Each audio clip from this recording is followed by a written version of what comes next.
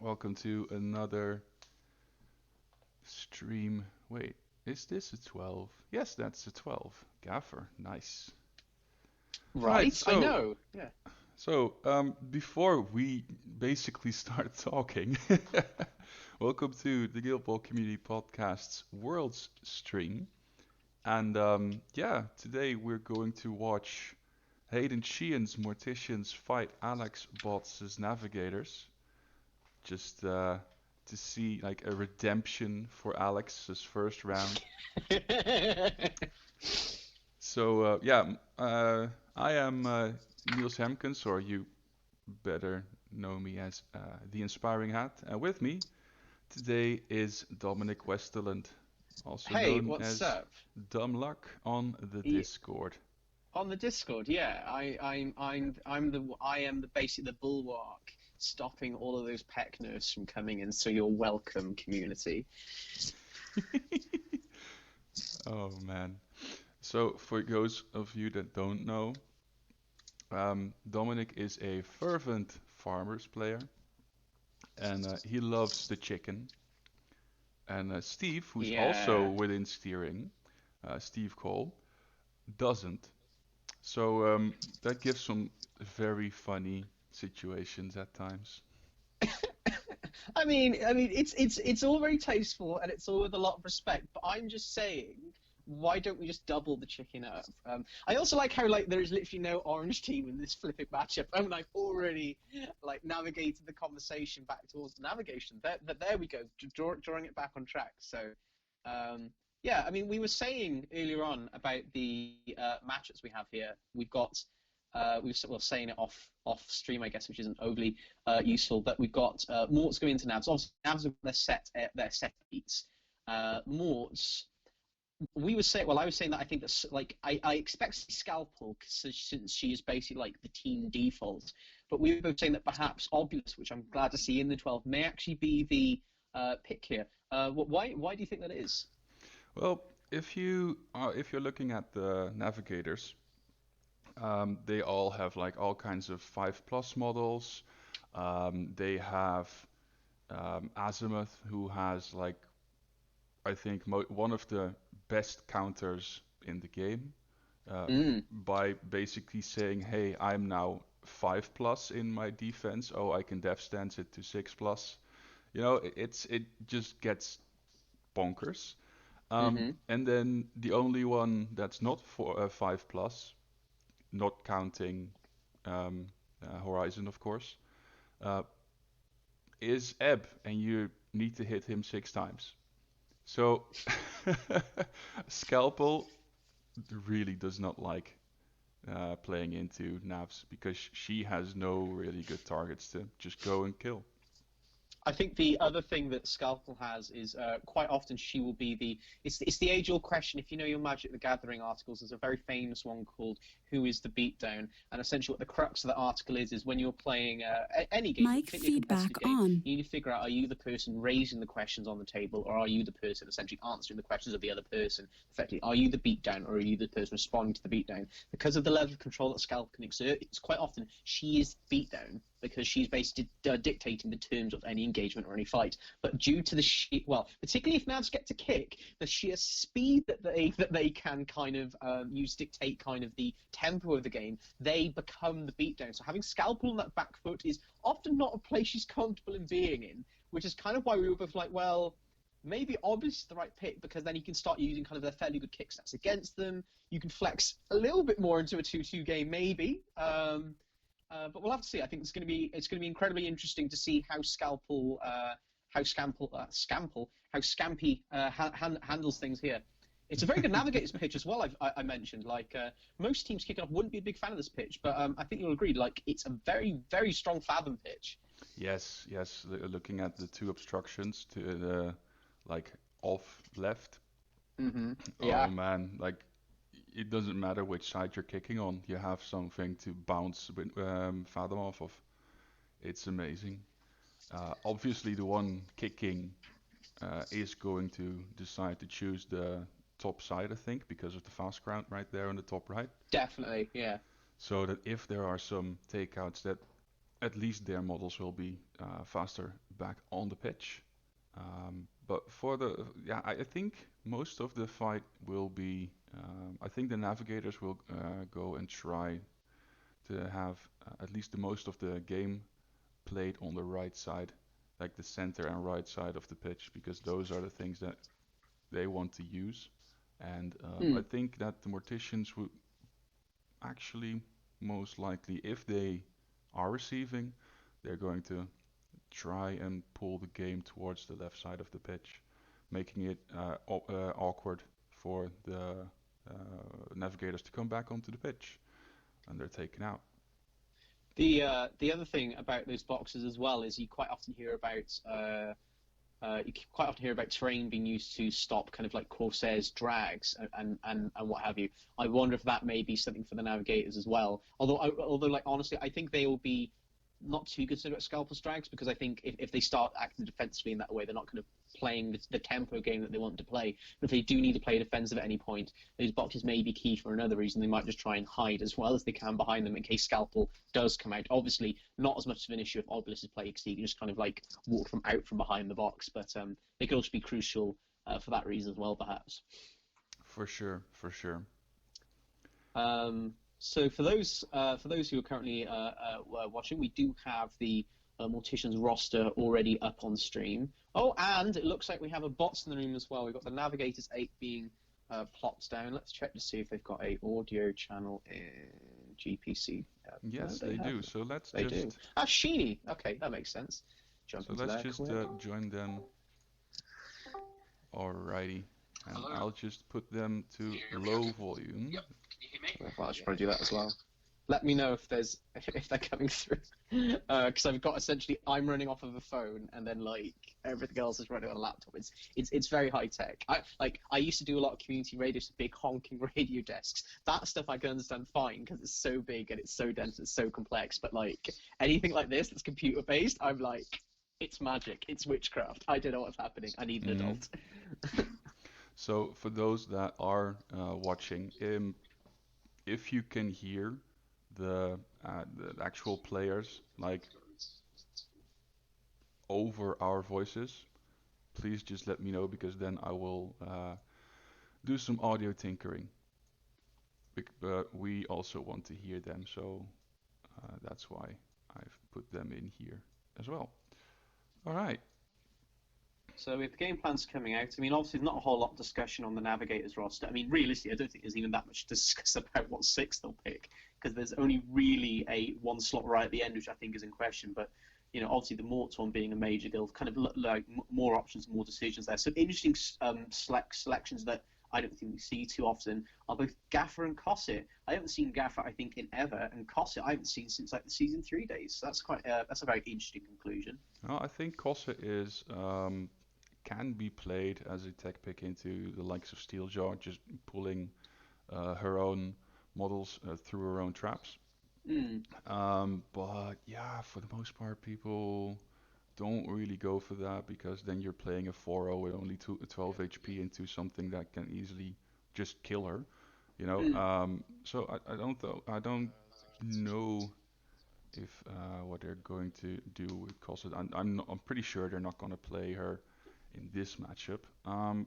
Looking at the navigator. So you said there's a standard six. Which six do you think are going to come Sure. out? Sure. So, I mean, obviously, Windfinder and Wander, that has to be there. You're always going to see Azimuth because he's such a good all-rounder. He can he opens up their 2-2 plan a little bit. Oh, looks like we've got Scalpel. I am unsure about that pick, but I do not play I Morts. I am Me just a too. simple farmer. Ebb is obviously such a good battery for resources, and obviously Sharp Eyes is he. I mean, Ebb is probably the model that is overtuning. Navigator is just slightly at the moment. You'll always see Fathom because she is probably one of the best goal scoring squaddies in the game. And then the Hmm. last one is, I mean, it could be Horizon or Siren. It's gonna be Yeah, Siren. It's yeah. gonna be Siren for sure. And it Yeah. is Siren. Oh, very quick Yeah, picks. Would like like to all point the out, 5+ models. Oh, and it yeah. looks like Hayden is playing Scalpel the way I'm playing, like high Mm-hmm. tempo, play bone saw, and then just try and score turn one and get set up for a kill. So Hmm. I like usually Scalpel players are more, let's say, they just wait out the turn until Scalpel can activate and do her thing. Hmm. But I think that Hayden will be a bit more aggressive because he's going to try and match the speed that the navigators are going to play on. It is interesting to see that Scalpel is going to be placed right there with the ball. Of course, Scalpel will kick the ball. Um, where do you think that Hayden is going to kick the ball? To the left, towards the boxes, or actually to the right? Well, and this is something that I end up doing on occasion with my kickoffs. He's going to have to be incredibly careful with his scalpel placement here, because that box in the middle, like if you move scalpel too far to effectively his right, and you look to kick off towards the left, that box could potentially like block off an entire section of the kickoff. So like that box, in a way, I think is going to determine whether like he can afford to kick to whatever side he goes to. Like if he goes too far to his right, again, like I said, I think it basically locks off the entire left-hand side of the pitch. And that almost seems to be, from what I can see on Alex's deployment, although he is moving things around, he seems to be aware of that at the moment, although he is just reorganising things. We have a little bit of a refuse flank happening, plenty happening on the left, with just Siren on the right-hand side. Siren, nice and quick model, so you can afford to cover, as you just saw, that little Laura went up, she can afford to cover quite a bit of space. And another key positioning I'd like to point out as well is on the kickoff for the Morts there. We have Bonesaw hovering very close to that fast ground. Oh, I'm hearing that there's feedback and echo on the chat. What kind of echo are you hearing, John?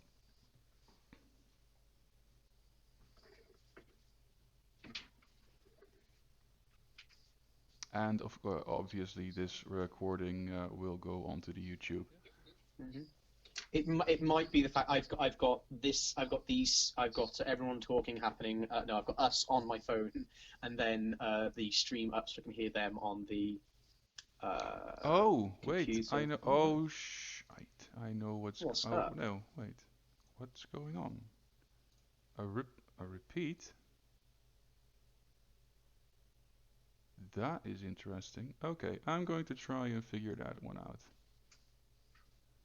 So we have the kickoff with Scalper here. Looks like he's going fairly central in one way or another. It looks like he's joshing around for placement, but he wants that cover from the box, which I don't hate. But again, depending on how much he hugs that box, it may kind of hamper where the ball can actually go.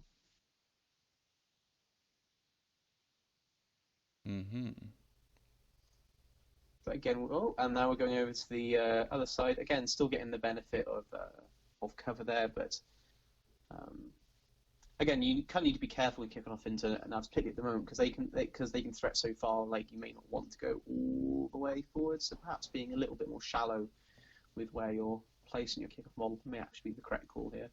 Also, the other benefit here we have is, I mean, kicking the ball towards Fathom, like realistically, most of the Navs will probably get it from there. But like if you could force Fathom to pick it up turn one, it's pretty damn good. And that's a successful kick. Yeah, basically kind of aiming it over into the right-hand side, so that box in the middle doesn't cause any issues.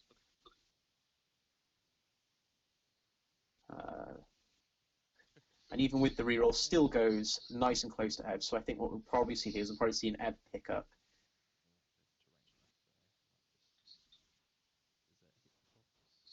That's definitely going to hit the box. Yeah. Not that it matters a huge amount. Like, Navs are pretty quick. They'll be able to grab that from basically wherever it is around that box. Other inclusion like in this team is Gast. Fear is a real handy rule against the Navs. So as good as the Navs are at the moment, I mean, I guess you do have the free charge from Windfinder, but all their influence is at a premium because they are playing, typically a goal-focused game, 2-2 at the very least, if not 3-0, and slamming the ball on a Fear model can be a little bit harder with your resource management to peel it off him, even though he is only a meter 3 defense. But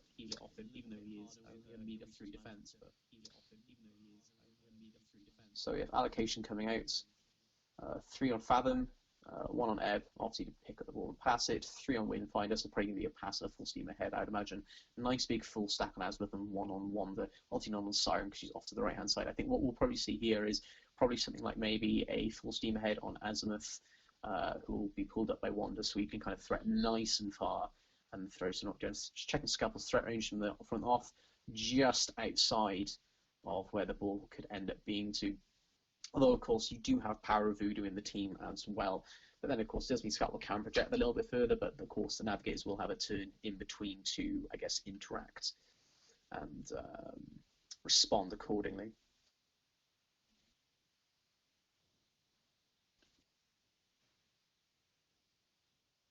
Mm-hmm.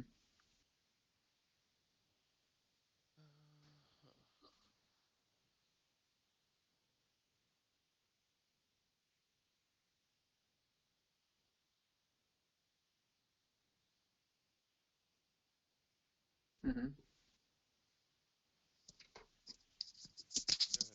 Okay.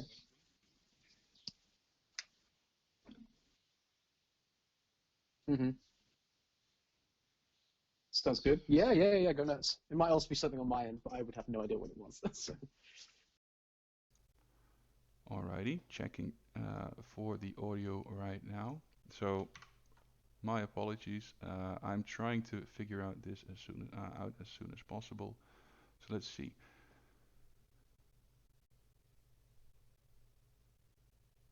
All right, 1212.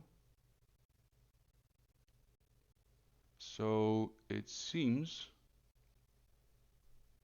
yeah, there's no more. Okay, gotcha.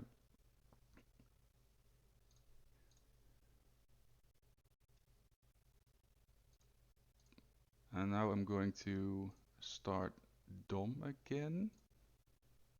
Starting me again. Okay. Starting me again. Okay.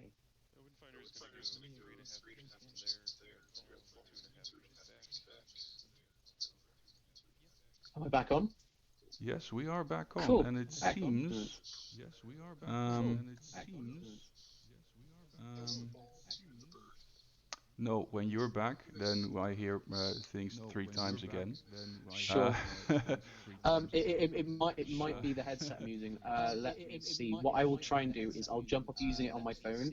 I will load it onto my computer and try and do it from my computer because I haven't got Messenger on my computer. So I will be back. I'll be back in like 5-10 minutes or so and see if I can fix this.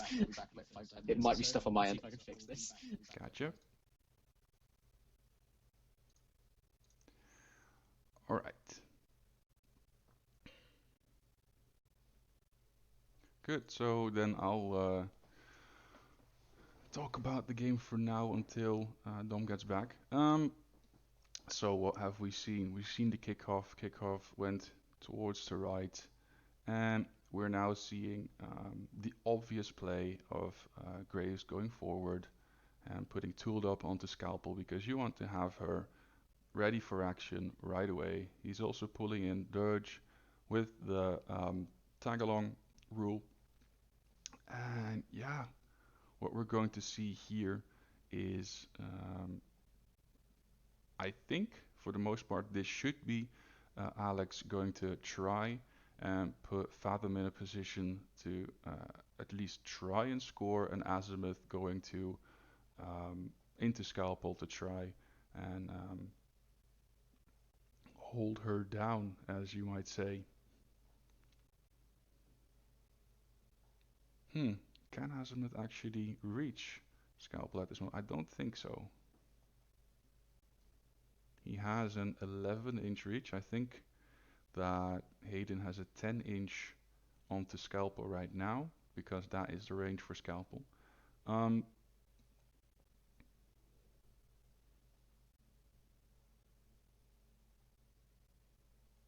and putting like I think Alex is trying to work out how to get Azimuth into position and how to um, there you go. So what's happening here is Wander is going to attempt to use his rule. Um, what's the rule called anyway? Guide, yes, guide to get Azimuth back up. And oh, look at that. He's going to pass the ball to Azimuth to get that momentum that he needs to at least do a counter of any sorts. if that's needed. And now, of course, Azimuth is in reach of Scalpel. And oh, he misses the pass. Ooh. All right, let's see where the ball goes to. Oof, that is not good. Let's see, does the ball path go over Azimuth? Nope, it does not. So it bonks against that obstruction. Yes, there we go. Ooh, that is tricky. Like, I think what Hayden can do right here is just send his mascot forward and collect the ball, pass it back into his team. Or he goes with Scalpel herself and tries to score right now. Both options are equally viable, I think.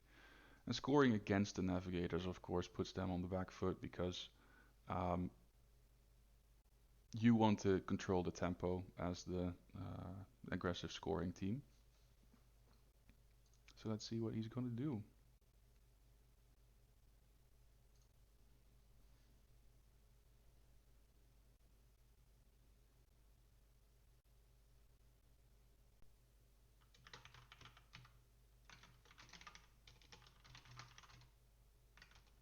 Yep, he is going with Scalpel. That is interesting. Usually, Mortician's players wait with Scalpel until the very last moment, but it seems that Hayden is going to try and go for a goal right now.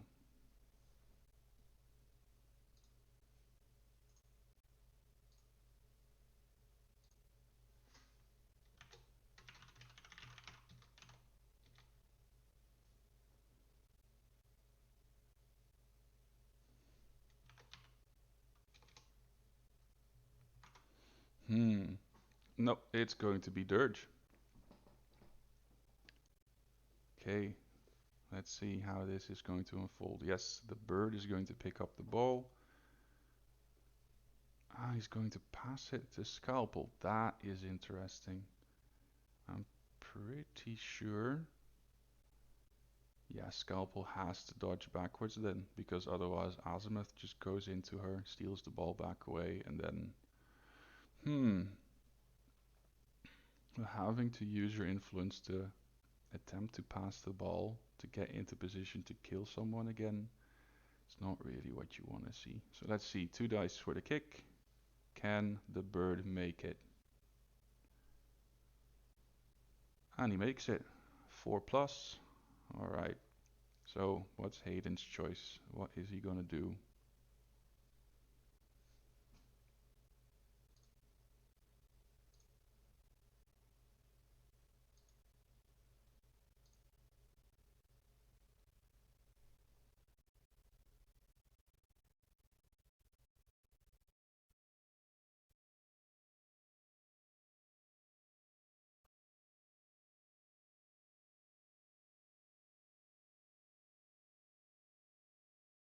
Yep, there's the dodge out. Just getting safe from Obulus. Or not Obulus, Azimuth. I think what's going to happen right here is Hayden is just going to try and set up Bonesaw to score a goal and thereby foregoing the Scalpel activation. Maybe he... No, wait. He'll pass to Ghast. Scalpel goes in. Hemlock passes to Bonesaw. Bonesaw goes for the score. So exactly what I thought would happen with the Mortician's going to try and um, copy the...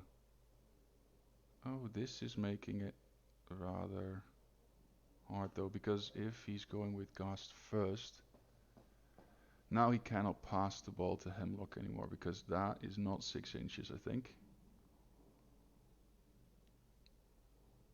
So, wait, he's going Azimuth first.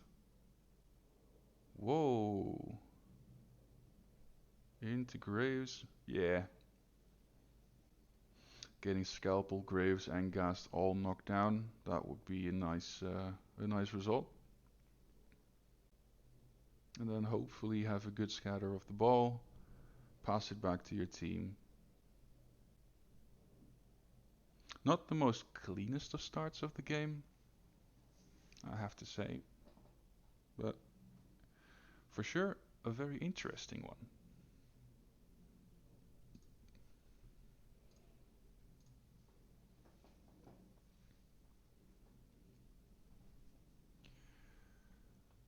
Hmm. So let's see those rolls. 3 dice. Ah, yes. So he has 6, 7 hits, down to 6 because of armor. So you can do a full playbook. So this should be netted dodge into scalpel. There you have it. Yes, and now there's a big question. How close can Azimuth get to the goal? Is he going for the goal? So 6 dice rolled, 1 hit, 3 hits in total. So 4 down to 3. Should be, yes, netted dodge. Let's see where the ball goes to. So the 1 is Azimuth performing the knockdown, so the 1 should be towards the goal of the Navigators. Let's see where it goes to. Backwards. Alright, so this is not what the Navigators player would have hoped. The ball is still safe from the from Fathom right here in the bottom left corner. So now all Alex can do here is crowd control. So let's see, 3 and 1. He rolls a 2 and a 4, so all hits. Alright, that's another netted dodge, I think. No, he's going to beat up on Scalpel. That's 3 damage. And then I see another one, 4-0. That's 4 hits. That's another 2 damage onto Scalpel. So he is going to just make Scalpel's life a little bit harder. And then, wait, that's it.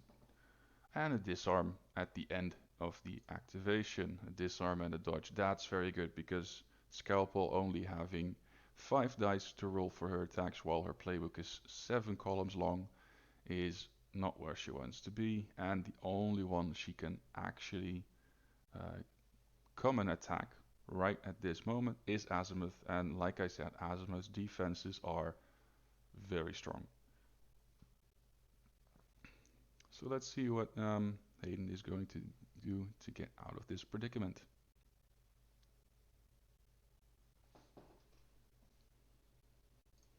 I'll try and turn up the sound of the players themselves to see if we can listen in.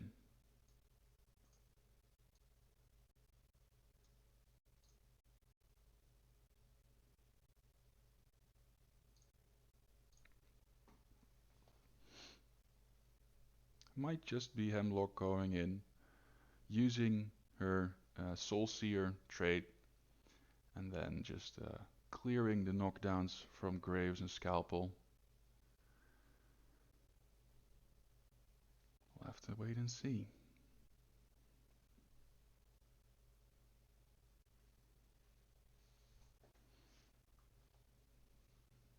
So if anything, Navigator like bots should put his strikers into position to threaten that ball, but stay out of Scalpel's range.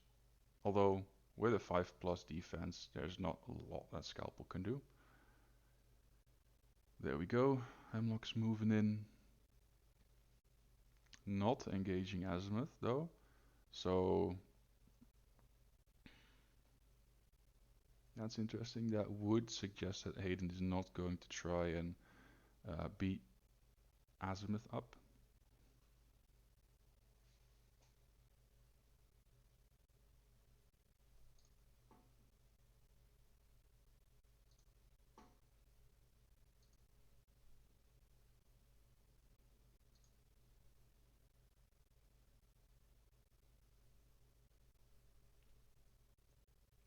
Oh, Hayden is legendarying Hemlock.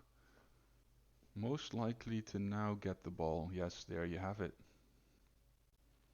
And of course, Scalpel is on her feet right now, so it might just be that Hayden is going to not move into Azimuth, but try and get the ball towards Bonesaw to at least get a VP lead at the end of this turn. Not sure if that is the best course of action, but it is a course of action, of course.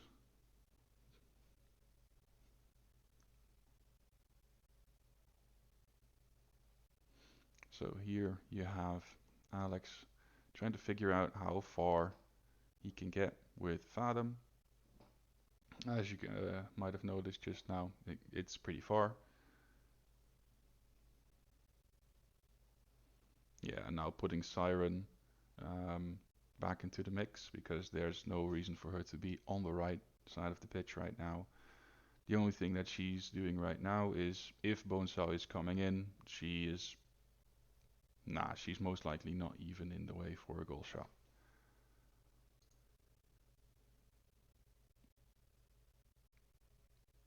Yeah, the knockdown from Azimuth onto Scalpel to try and get rid of the ball was interesting. I think it would have been a better decision to um,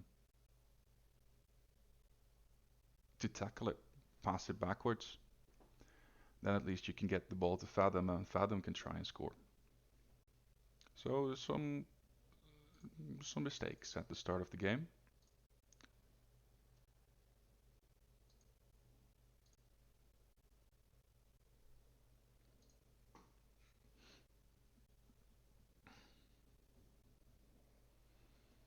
Alright, so he is using the voodoo strings to get some damage onto Azimuth, dodge backwards out of his counter attack, get the ball, and of course pass it into Hemlock, get back into the fray, and beat up on Azimuth some more.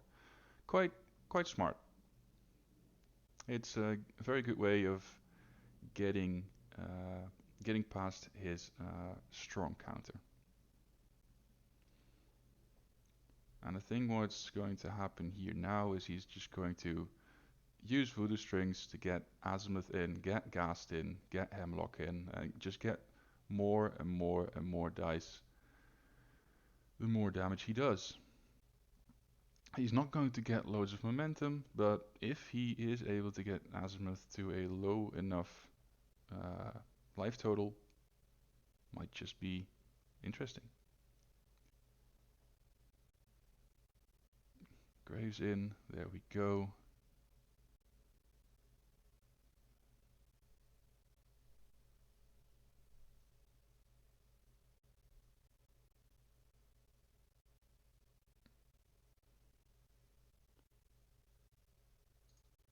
Alright, so 10 HP down. Not really where Azimuth wants to be.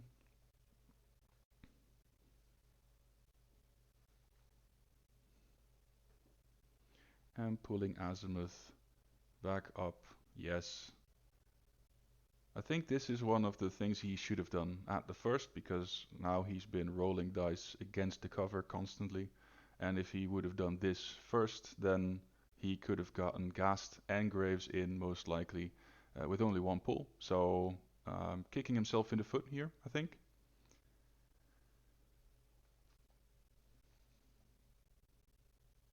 But it's fine. It's a competitive match. People make mistakes.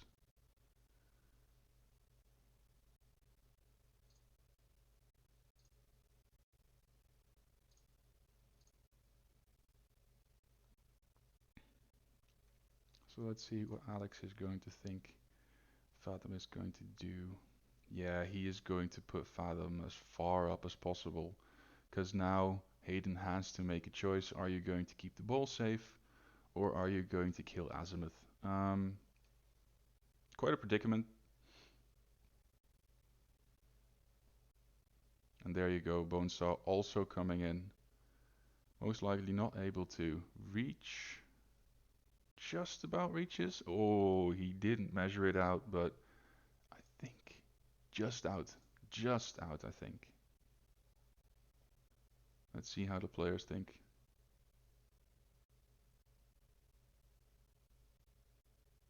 Yeah, it's just out. If he would have pushed a little bit differently,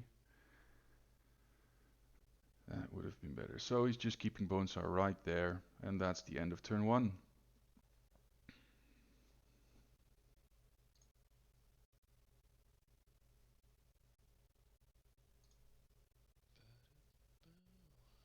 So I've now also started the recording from the players. If you hear some echo again, let me know. Maybe it's my side still.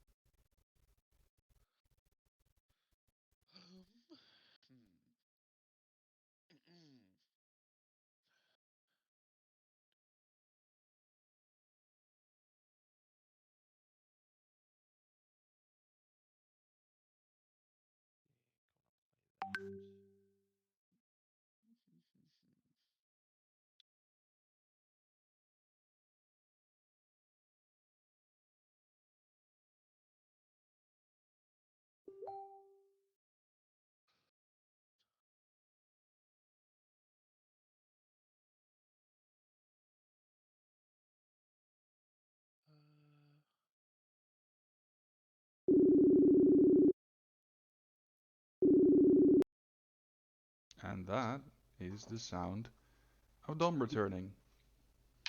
Right. Okay, it's not coming through my mic. Okay. I'm going to mute them entirely. Yeah, I think that is a good idea. Right. So the only thing that you should be hearing is me. Yeah, I can hear you. I'm just going to do it without listening to them at all. I think that's probably the easiest, simplest way for me to do it. All right, all right. So, listeners, again, do you hear any echoes right now? If you do, it's probably my end. And I've got one more thing I can try and fix it with, but if that doesn't work, then that's also cool.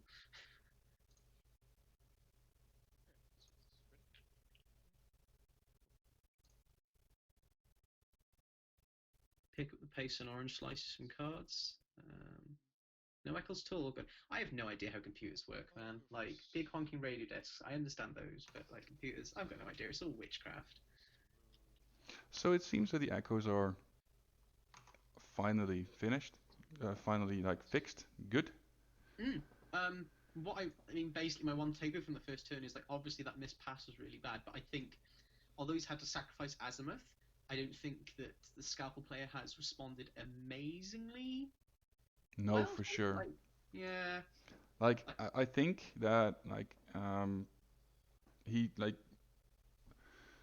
um yeah, I actually think who won the I think Alex mm, because his won, plus two right? plus two went down first. Yeah. Yeah, so if Alex could just go in and try and get a kill on Scalpel with Windfinder using Yes, definitely doable. using the legendary. Yeah, particularly because like Azimuth is still there with for a crowd out as well. So looking obviously for the I Spy knockdown on the first swing and then just going absolute ham on her. Yeah, and would that be? Do you think that is a 6 inch between Siren and Scalpel because he could also try and get Siren in the mix for extra dice? It's gotta be like it's close, isn't it? Yeah, However, looking at Alex's he's allocation, not I going don't for it. really see what he's going for. Okay, that's understandable. I'm pretty sure he's going to go Azimuth first though, because otherwise he just loses the activation from Scalpel killing him. Exactly.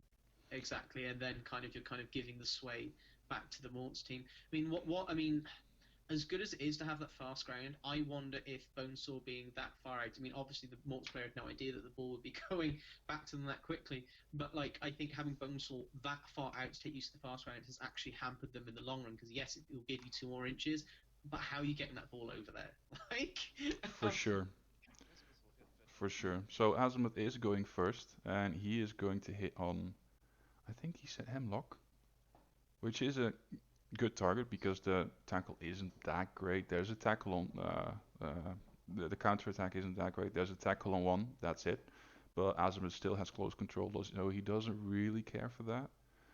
And with the Navigator's rerolls, like even if you have 3 dice, you can try and go for things. So there you go. That's the knockdown. Excellent. Let's see where the ball goes. So if he's lucky, the ball goes right onto Azimuth. Nope. And that's really not what he wanted. Of course, There you go. Azimuth hasn't moved yet, but he is How are not we getting going to out be from all of able to that? get out of Like, that. Like, that's going to be a parting blow from Gast, and Gast has a very easy knockdown, so that's yeah. not going to happen anytime soon. Um, We applaud the wishful thinking. We applaud the wishful thinking.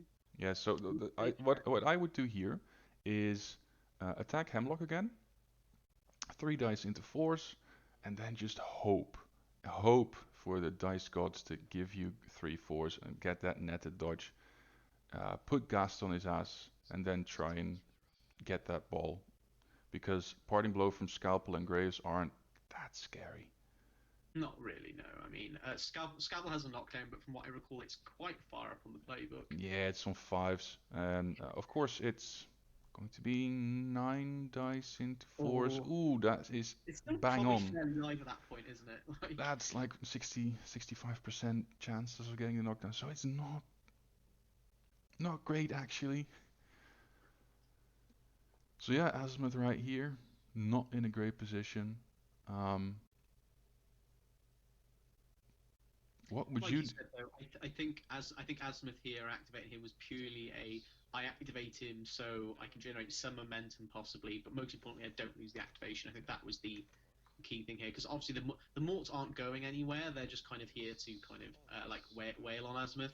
I think if anything was incorrect here, it's probably the maybe it was the influence allocation on Azimuth. Maybe it was dreaming a little bit too much that he can pull something from this situation a bit. But what's the far better player than I am? So what do I know? Well, honest to God, he's not playing like it. Online Guild Ball is a weird beast. We've been saying this today in kind of like the private halls of the steering committee section of the Discord. It's a weird beast anyway. So For sure, for sure.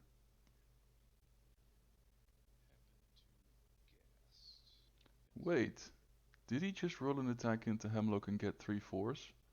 He did it! and he's moving away. And he's moving out of Scalpel.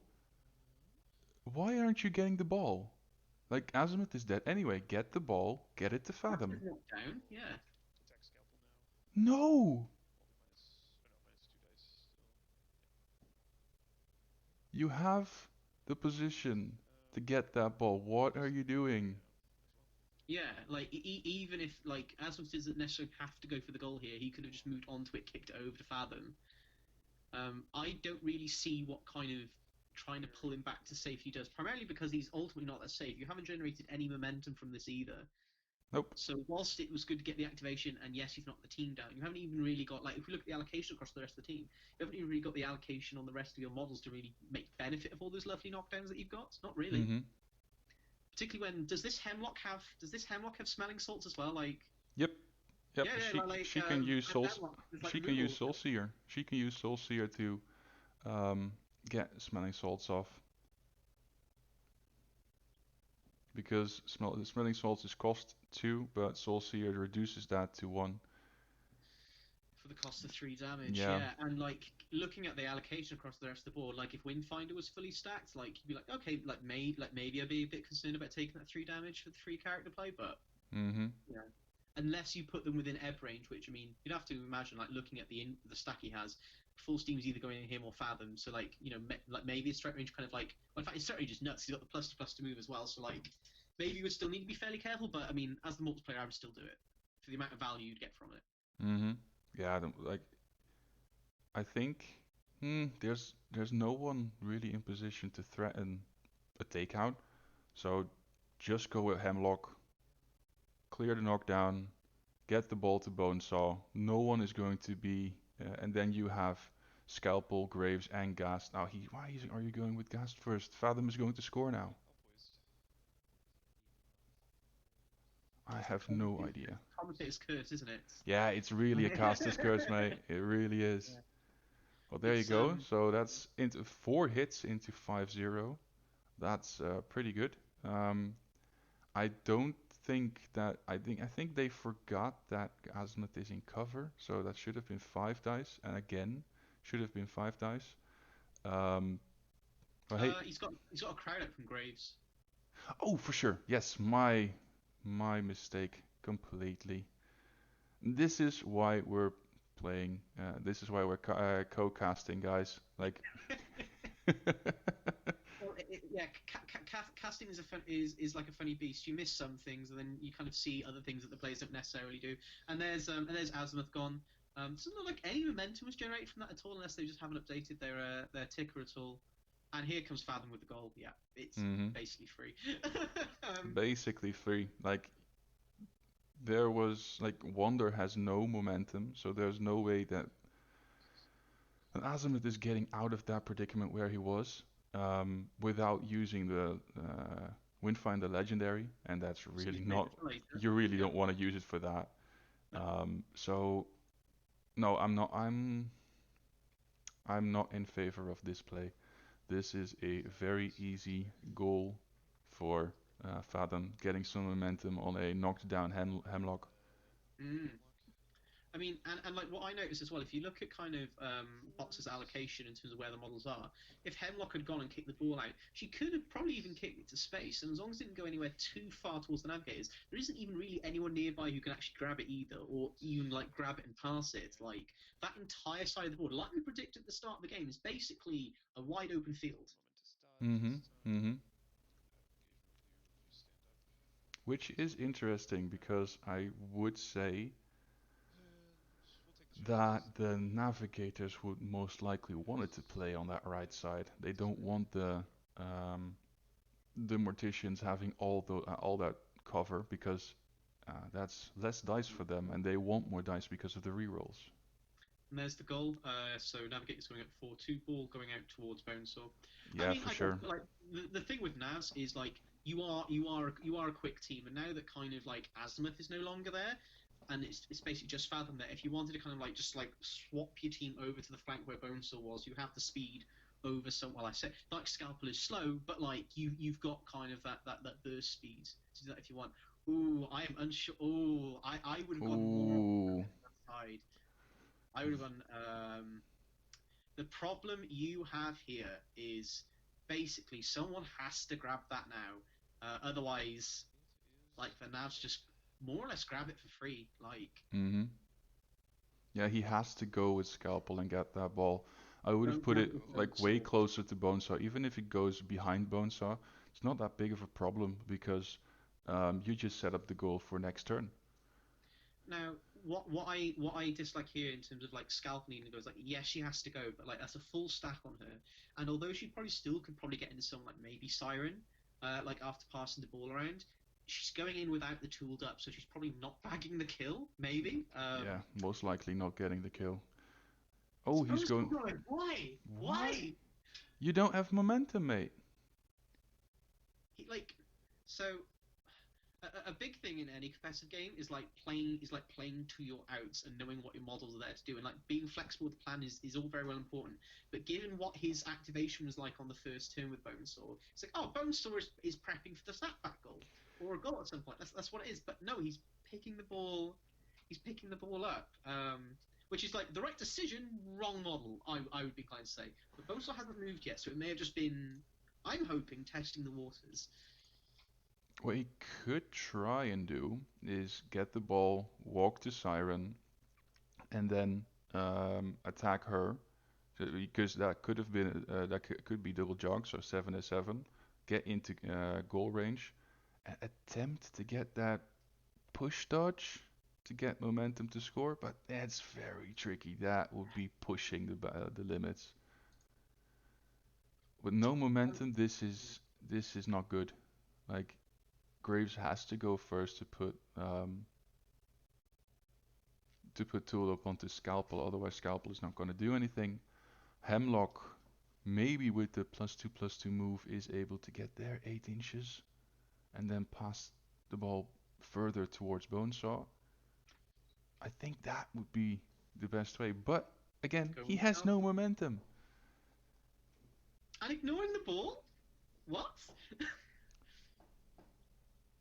Well, obviously, if Scalpel is going there onto Siren, then Siren in no way is going to try and get that ball, because that's going to be a parting blow, and then that's a kill, I think. But obviously, if you're going in there, then Windfinder and Ep are just going to say, "This is juicy."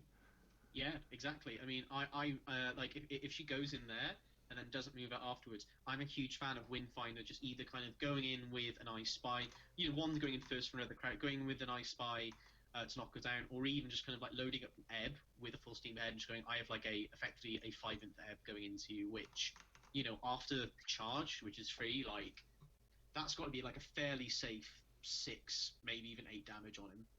Yeah, On I the think so on too. I think so too.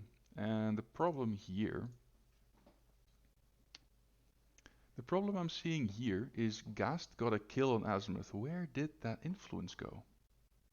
Or the momentum, I mean. Maybe he's just forgotten because there should be Mom from that unless he's already spent it. No, That's Scalpel got the was damage. Scalpel was knocked down. He cleared the knockdown from Scalpel. Ah, okay, that makes sense. Which, like, I mean, I guess is a good call, but like, I think if you were that worried about the knockdown, like, you would only. I personally, I would have only been really worried after Windfinder had gone and had put out a full steam ahead. Like that's the thing with the Nav's killing potential. They can kill, but unlike say a team like I don't know, like Farmers for example, that can just go in and delete a model. They often need a little bit like Scalpel and Tooled Up, I guess. They need that turn sometimes of activation beforehand to give out that free charge, to give out that free pass. I think what we're looking at here is Scalpel is actually scoring. Scalpel ball run. Yep, Scalpel is gonna score. I don't hate it. I do. Maybe. Ball is going to go back into play towards Ebb. Ebb's going to pass to Fathom, and then that's the second goal. Mm, Well, yes, it's two dice, like, but there's already two momentum on the Navigators. He can easily bonus time at three dice with rear rolls, trying to get two fours. and Should be as a football doable. team, like you don't mind going down on momentum sometimes as long as it kind of gets you the VP lead. I mean, what bothers me about the Morts here is I don't think they've capitalized at all on that missed pass in the first turn, at all. Yes, they got an azimuth kill, but kind of between their order of activation in turn one and then kind of the order. I think for Hayden here, it's just been a matter of I think maybe the right things in some cases are being done, but like just the wrong models or the wrong order entirely. Hmm. I am curious, did he just do a 2 or 3 inch? Oh wait, I see what he did. He used the non-momentous 2 damage and a dodge, and used the extra the voodoo strings on himself, and now he's pushing Siren off, but and then he's going to take a shot on goal. So three dice, and he Makes it scores. Okay, so 6 points for the Morticians, but putting Scalpel in quite a precarious position right there. definitely. I mean, Not in terms of like the tempo of the rest of the game here, I feel like the Navs could even just like punt the ball near Fathom. Fathom could like wait because there's literally no allocation there. Or Windfinder could potentially just go and like sink it in, I guess. Or that seems to be what he's measuring up. well, there's like almost no influence left Mm. on the Morticians, so he can take his Or time. even relevant influence for sure. Like they could get the ball off you at most, but that would be about it. The only thing that he has to do is not be in like what is 7 and 8. That's 15. That's 16. No, 15 inches of bone saw. If he keeps the ball 15 inches away from bone saw, that's fine. Like, ooh, this is tricky All depends on the though. scatter. Oh, okay. Siren's That's just going to get it. pretty good. That's pretty Just good. let Siren go get it. And ooh, is he going to try and score with Windfinder? So we'd be looking at a legendary, a sprint, and then a kick. The fact she has that, like, I mean, obviously it's with a legendary, but the fact she has that goal threat for two is like Yes. that's pretty good. Well, either you use it like that, or you use it to get loads of crowd outs on someone. And Mm. so right now, what we're going to see is she's hitting one, two, three. So she's going to be able to dodge three of his own team, 4 inches. Yeah, That's there you gotta go. be. Yeah. I'm not sure about that wonder placement. I would have put him a bit farther because now the positioning for Ebb to get into Scalpel is kind of odd, but Yeah, I wonder, I wonder if he's kind of like, yeah, it's like to get Ebbs and crowds, but also like Azimuth. You'd have to imagine Azimuth is coming back on within like threat and distance of that scalpel. So I'm anticipating a scalpel ooh. kill. And he Uh, scores a screamer. That's 8 points Ooh. for the Navigators, 6 points for the Morticians. Ball is And going to also Bonesaw, that's obviously. that's like a few more inches to like towards kind of his starting line is where it should have gone in the first place. Yes, yes. Where is it gonna go?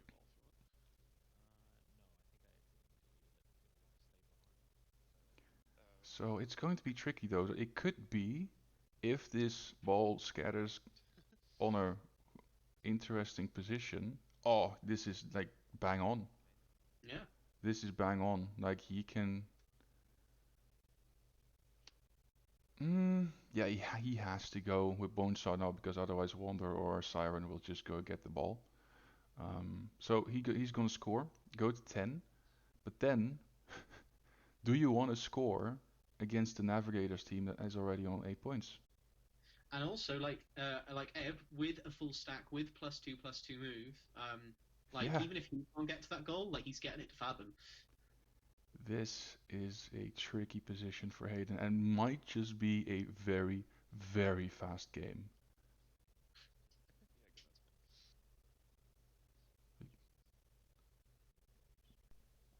Okay, so Hayden is now checking. Okay, if Azimuth is coming back, what can he do?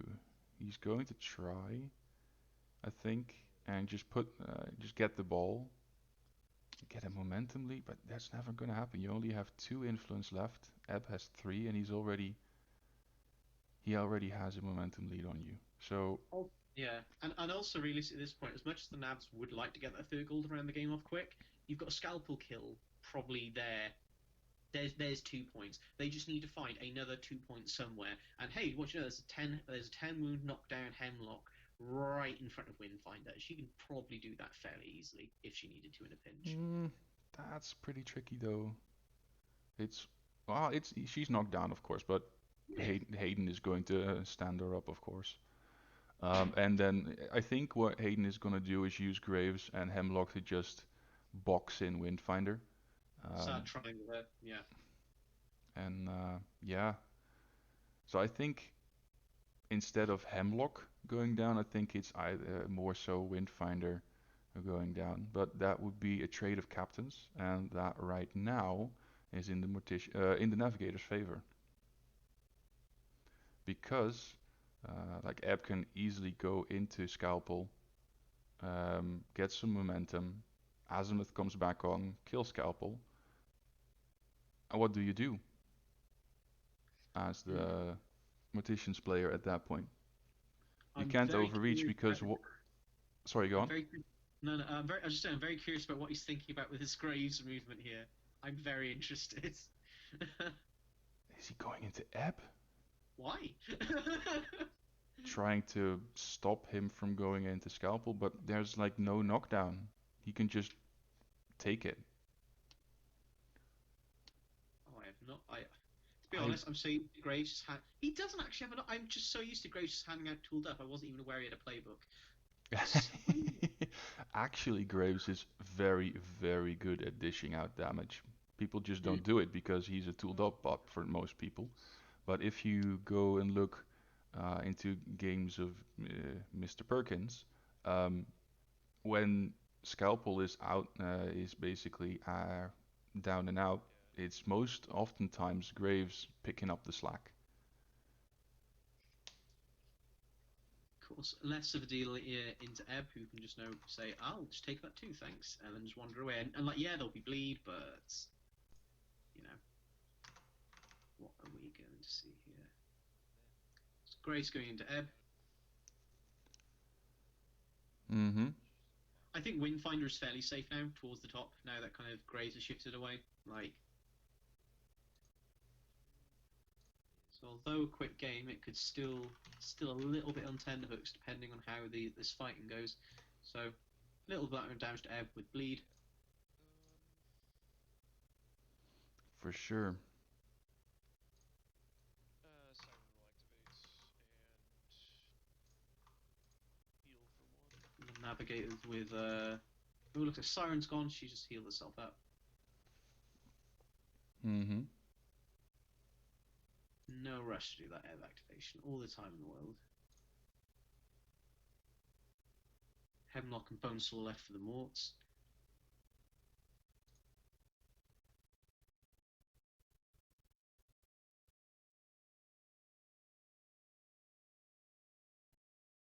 Yeah, not sure what he is going to do here. Clear conditions with Hemlock, and then why would you not box in Windfinder though?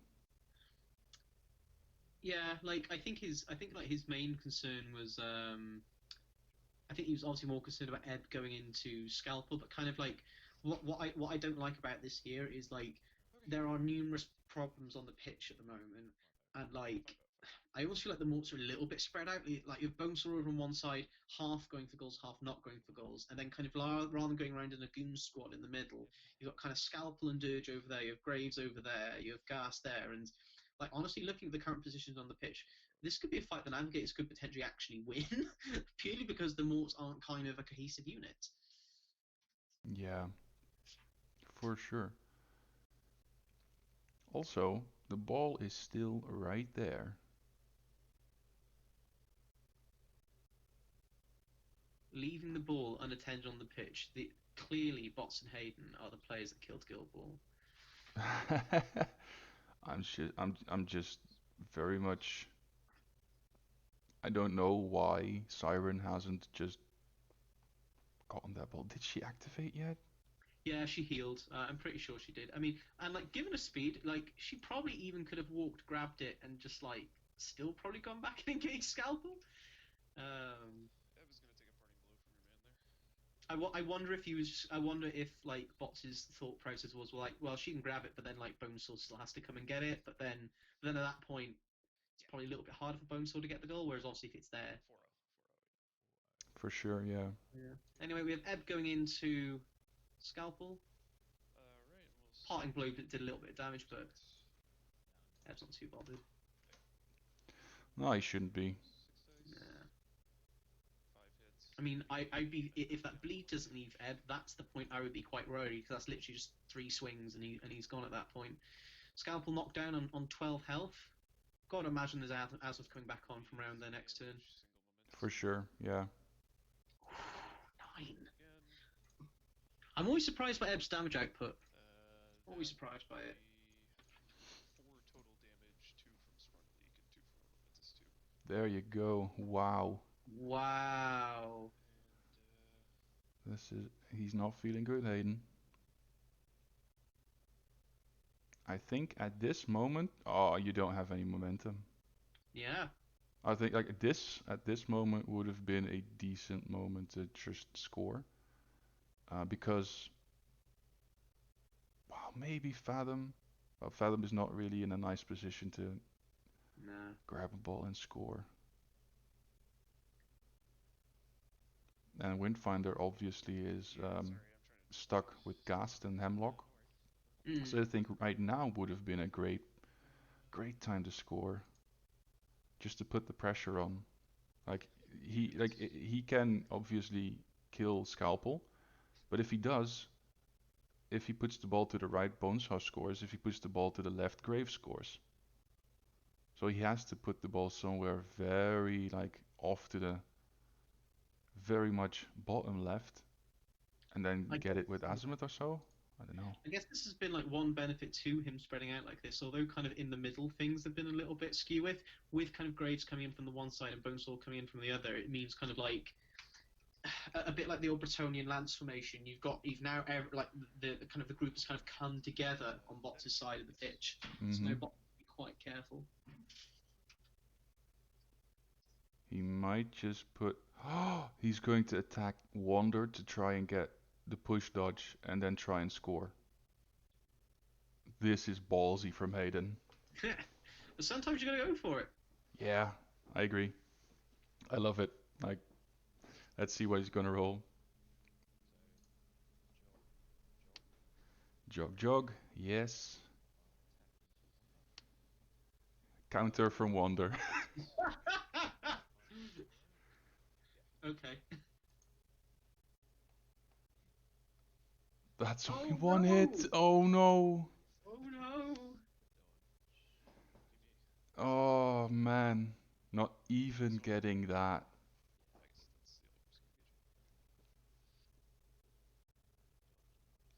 Ah, he's not like twice in a row. That is, oh yeah, Alex said it. That is not So great. I've looked into my crystal ball. It says Azimuth walks back on from there, finishes off Scalpel, and then just like slams the netted onto Bonesaw, which I think, given the position of everything else on the board, is actually probably the best outcome for where that ball is going to go. Like, Yeah, I think Alex has this in the bag right now. There's no, no, there's no way for, no, there's absolutely no way for the Morticians to get back into this. no, no, no, no Bonesaw about it. That doesn't quite work. I'll workshop it. Cards coming down. What do we have? All right, so what do we see? Caught out of position for. I'll go first. So Alex really wanted to go first, but those dodges can be quite tricky right now. So as bots, who would you dodge? Yeah, there you go, freeing up Windfinder. Yeah, I like it. What about yourself? As And for the here, more, I mean, you'd have to imagine it would be one of the things that's currently harassing Scalpel. Maybe Siren to pull one less,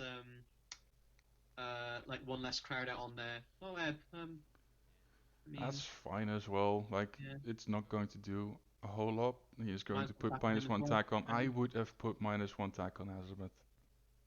So I'll go Because first. it's not one of the ones that requires you to be on the pitch. I feel it's a bit of like that's like a bit of hidden Guild Ball knowledge, like, um, Yeah, oh, people don't seem to know that. That's very interesting to me.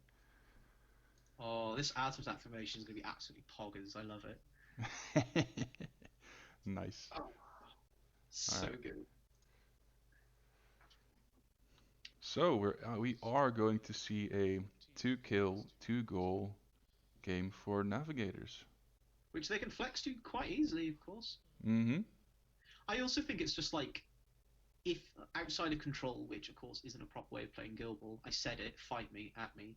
I feel like generally the teams that are doing better at the moment are the ones that can 2-2. Like I've been playing both a bit of Shepherds and a bit of Farmers at the moment. Obviously, Farmers are a bit more 4-1. Far easier with the 2-2 Shepherds. Like far, Oh far yeah. easier. You have the option to flex rather than just relying on kills. Mm-hmm.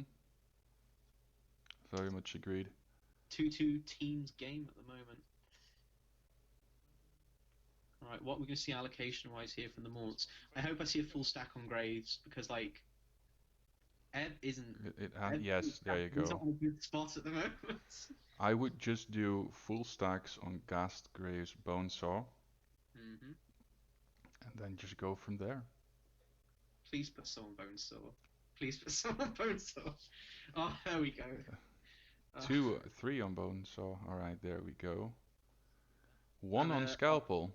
Now, what could Scalpel do with one? Well, get out of that mess. Yeah, that's true, but yeah. not anymore.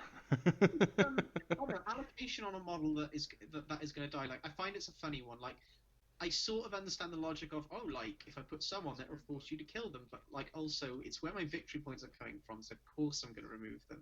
Like I think out of the 4 or 5 years I've been playing the game, there's only been one time that someone didn't allocate to a model, and I just decided didn't to kill, and I decided not to kill them, and it's because they had like resilience or something, so it was better off just to like lead them around and wait. But anyway, Azimuth going in, the king.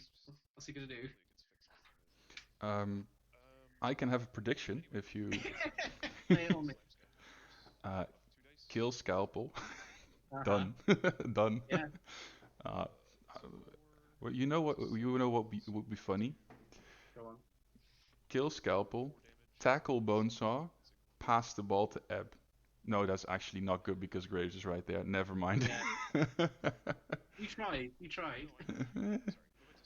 Like this is me just I love spicy plays, but this is not the room for spicy plays right now. Like literally, like looking at the allocation on the pitch, the best thing to happen with the ball would be to go as far away from all those molds as possible. Looks like we have a dead scalpel. Nice. Hmm. Up to 10. And then I will hit Bonesaw. And then, I don't know, maybe a bone saw kill? Probably.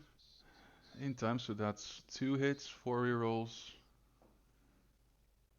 3 hits. That's a netted dodge, but Momentous knockdown dodge, and I'm gonna do the knockdown first. So wait, it's a momentous? How did you get momentum, Azimuth? yeah. He must have had like a momentous damage swing on scalpel at some point, and then momentously damaged again, and then got one from the kill on it. No, no, but he just said I'm going to do a momentous netted dodge, but he only had 3 hits. Huh. Oh Hmm. no. Oh no. Hmm. So I have a dodge now. I I Oh, guess mean, unmomentously, unmomentously. Good. uh, matter saying unengaged. I was like, wait, is he going to do this? Do I have to step in? It's not that designated it's adult.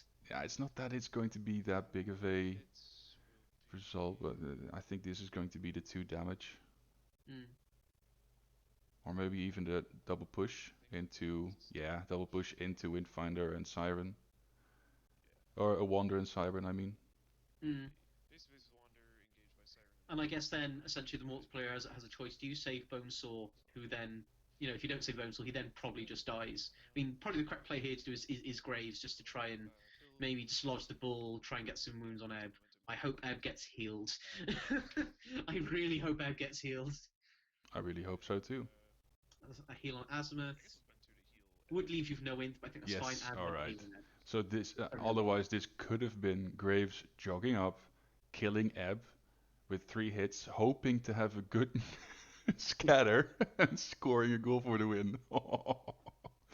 But of course, Bot's far better player than that. He's not gonna let the he's not gonna No. give me away like that. I think with Graves going, yep, is Graves. Yeah, I think I right here would just score with Graves. Um, Try and get some momentum off of Ebb before you score the goal. Just stand up Bonesaw because you can't heal him, of course. But at Mm. least stand him up and then hope for the best. Because then realistically, at that point, like you're probably looking at like in order to get Bonesaw to like real killable territory, you want to knock down an ice spell on him, and Windfinder's all the way next to Gast. Yeah. Yeah. So he just charged. Mm. 10 dice on 4s. 4 hits. Yeah, he has to go tackle here. I mean, if he does go for the tackle, it means probably goes to 10 fairly easily. But He also does damage. 2 damage. Yeah, sure. And then hoping from the tackle, like he gets 1 hit. Yeah, this one should be the tackle. Hmm. Excellent. Thing is, though, he can't heal Bonesaw now. Yeah, but Bonesaw is appropriately for the Morts dead probably at this point. So Mort's going Screamer. up to 10. Screamer, but he can't heal because that's at the end of the turn. Okay. Mm. So gets kicked out. Obviously going to be kicked out very far away from the rest of the Morticians because I think the Nice. only way that the Morticians can win right now is through a goal or maybe a kill somewhere, but not Thinking about it sure. on that side.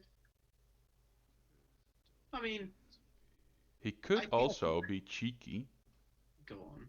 and put it right down the center and then basically let Siren or Ebb get the ball Hmm. and get it to Fathom for a snapshot. Yeah, spicy, but like realistically, I think either side, probably his left was probably a little bit safe just because Hemlock isn't there. Ebb just walking away, not even caring about the parting blow. Like we pointed out, I learned Yeah. in Guild Ball today, Graves doesn't have a knockdown. That's 3 damage done. That's interesting. There you go, too. Until it hits Bonesaw. Yeah, and I think we're now almost at the end of this game. Bonus gonna bonus on this, so Well, they're like Siren and oh, Ebb I'm sorry. One less, because are not going to be hitting that big. okay, so So fours, so that's Not when you three all like that. already. three hits, Reroll Ooh. zero. bonus Ooh, two, Momentous two. So bonus time, another I attack. don't think there's a kill on right now. Three hits, five, so that's a wrap. That'll be But he doesn't three have one. damage. Oh, he has one on one, so that's three damage, I think. Yeah. That's right. All right. So he just needs one big spike upwards. That's another three. That's another four. So that's no. The kill is Bonus off. two. At least this activation. There's no way Bonesaw is gonna do five damage. I guess bonus time again. I mean, realistically now, like, I mean, obvious, but like, obviously, Siren's gonna have to do the kill now, which is Six hits. weird. Like, Ooh. really weird. Damage. So this Would you is would you knock down or would you remove the knockdown or oh even yeah. on one? He Okay. just did Yes. sprung a leak and two damage because he Nice. got the hit. He got six fours on seven dice. Nice. Okay, the god result. Okay. But I now was going to ask, like, do you heal Bonesaw or do you remove the knockdown? But I think it's relatively moot, and you probably just go for the heal, maybe. yes, you heal here. You absolutely heal here. You heal and you use Wonder to try and Yeah. push dodge yourself out. Yeah. Use stamina to stand up. That's the only thing you can do. Mm. Does Wonder have a good playbook for pushes? Yeah, he has dodges. Okay.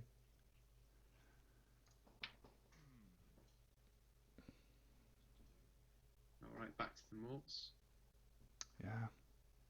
Uh, so look at Hemlock. Not sure about that guy. Is he going to? What are you gonna do here? Blind Siren? That's going to be tricky because of beautiful. Um, I have no idea here, mate. No, you're not going into Windfinder. This is What are not you your win aiming at? condition. This is not your win condition. You need to keep Bonesaw alive. Unless, like, he's thinking, oh, maybe I do some damage here, and then, like, Hemlock, like, heals Bonesaw, but then he still dies. So, like, Bonesaw has to go. Yeah, like Siren is going to just hit like he should stack 3, 4, 5, 6. She's just going to move out of Dirge for, of course. 6 dice with a 3 long playbook.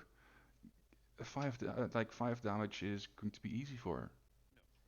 No, no response. Something I Wait, never thought I'd hear today. so 5 damage from Siren. Never thought I was going to hear that. Yes, sir. But okay, wait, that's the world we live in. so Gast is going on to Windfinder. Why? I mean, yeah, probably for the long range heal, maybe. Like, 1000 watts. Yes, sir. 4 hits, that's 3 damage. That's nice. But is that a 8-inch aura? Yeah, that's an 8-inch aura.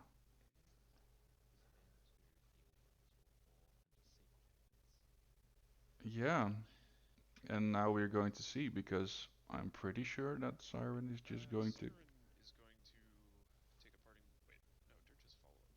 Is he still No, he has tag along Alex. only on tag? Yeah, okay.